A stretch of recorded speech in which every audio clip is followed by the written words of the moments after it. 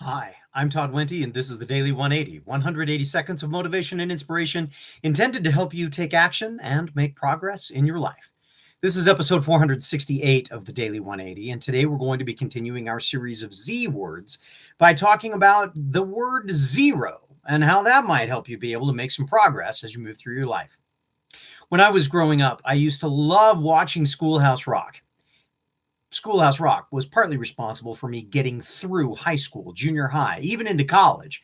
I still remember the day that my teacher asked and said, "Is there anybody in the room that knows the preamble to the Constitution?" And I nervously raised my hand and started saying, "We the people, in order to form a more perfect union, establish justice, ensure domestic tranquility," and started singing this song. Of course, there were three guys in the back of the room going, "Tee." So, obviously I wasn't the only one doing that. Why am I mentioning that? Because there was a Schoolhouse Rock devoted to the idea of zero and its power to be used as a multiplier to help us understand that, yes, you can use all of these digits, but if you didn't have zero, where were you going to go from there? Zero became the multiplier. It became the thing that changed the way that we looked at math and made huge numbers possible simply by adding a placeholder, a zero, at the end to tell us to start over in base 10 or base 8 or whatever it is that we were working with, right? Well, that's great, but that's not what I'm going to talk about. I'm not going to talk about the multiplying power of zero and think about multiplying things all over the place, because the reality is, for most of us, we can't figure out how to make those kinds of changes easily. Now, over time we can, and I'm a firm believer that if you do this often enough with your life, if you're always looking for ways to improve, to make small progress, you'll figure out ways to multiply things. But what I'm thinking about is take things back to their lowest common denominator. Take them back to zero.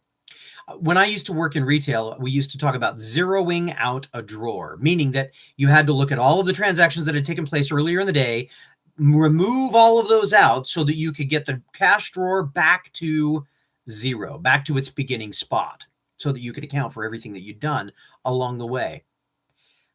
I think that's a useful skill for trying to figure out where we need to make progress in our lives.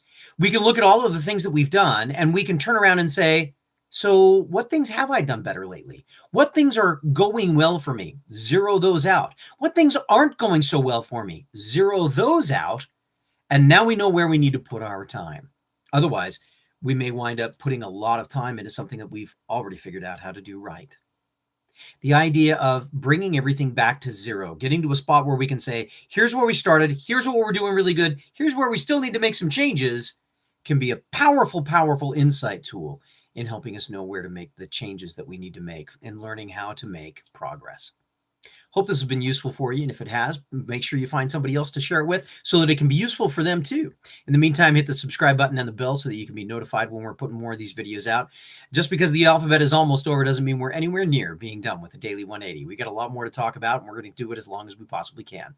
In the meantime, this has been the Daily 180. My name is Todd Wente. Go forth and conquer. We'll see you next time.